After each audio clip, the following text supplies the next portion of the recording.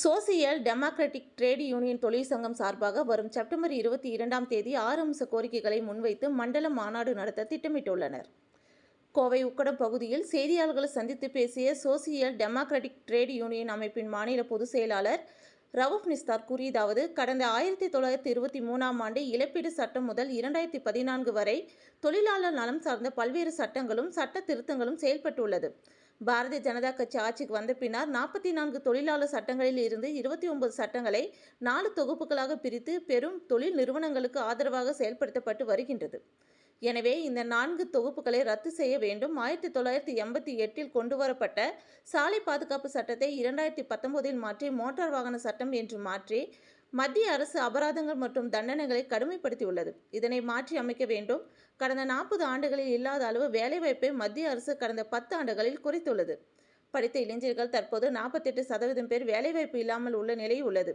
இவற்றை களைய வேண்டும் என்பது உள்ளிட்ட 6 அம்ச கோரிக்கைகளை முன்வைத்து வருகின்ற செப்டம்பர் 22ஆம் தேதி சோசியல் டெமோக்ராட்டிக் ட்ரேட் யூனியன் சார்பாக மண்டல மாநாடு நடத்த இன்று நடைபெற்ற ஆலோசனைக் கூட்டத்தின் வாயிலாக தீர்மானம் நிறைவேற்றப்பட்டுள்ளது என்று தெரிவித்தார். இந்த செய்தியாளர்கள் சந்திப்பின் பொழுது மாநில துணைத் தலைவர் சாந்த் இப்ராஹிம், மாநில செயலாளர் பூட்டோ சாகுல் அமீத், மாநில பொருளாளர் ஹசன் பாபு, மாநில செயற்குழு உறுப்பினர் முகமது அலி, மாவட்ட தலைவர் சயீத் இப்ராஹிம், மாவட்ட செயலாளர் பசீர், மாநில ஊடக ஒருங்கிணைப்பாளர் முகமது அலி, மாவட்ட செய்தி தொடர்பாளர் மன்சூர் உள்ளிட்ட பலர் கலந்து கொண்டனர் என்பது குறிப்பிடத்தக்கது.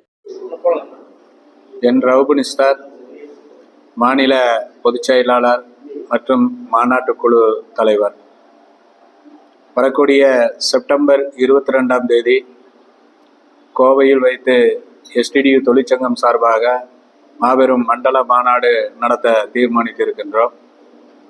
இந்த மாநாட்டில் தொழிலாளர் சட்டங்களை 4 தொகுப்பு சட்டங்களை வாபஸ் வாங்க வேண்டும், புதிய மோட்டார் வாகன சட்டத்தை திரும்ப பெற வேண்டும், அதே போன்று வேலையில்லாத திண்டாட்டம் பெருகி இருக்கக்கூடிய நிலையில் வேலை வாய்ப்புகளை அதிகப்படுத்த வேண்டும், இந்தியாவில் இருக்கக்கூடிய பொதுத்துறை நிறுவனங்களை விற்பதை நிறுத்தி புது பொதுத்துறை நிறுவனங்களை உருவாக்க வேண்டும், சிறப்பு பொருளாதார மண்டலம் என்ற பெயரில் மலைவாழ் மக்களையும் இயற்கையும் அழிக்கக்கூடிய அந்த செயல்களை நிறுத்த வேண்டும், அதே போன்று சிறப்பு பொருளாதார மண்டலம் என்ற பெயரில் தொழிலாளர்களுடைய உரிமையை பறிக்கக்கூடிய விஷயத்தை நிறுத்த வேண்டும், நலிந்து இருக்கக்கூடிய கோவை மண்டலத்தில் இருக்கக்கூடிய சிறு குறு தொழில்களை வளர்ச்சி அடைய செய்ய வேண்டும் என்று மாநாடு நடத்த தீர்மானித்திருக்கின்றோம். இந்த மாநாடு வெற்றியடைய நீங்கள் அனைவரும் பிரசுரித்து தருமாறு கேட்டுக்கொள்கின்றோம்.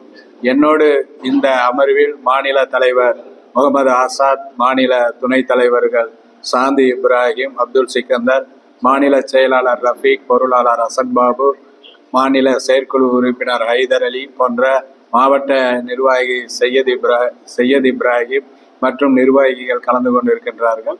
மாநாடு சிறப்பாக நடைபெறும்.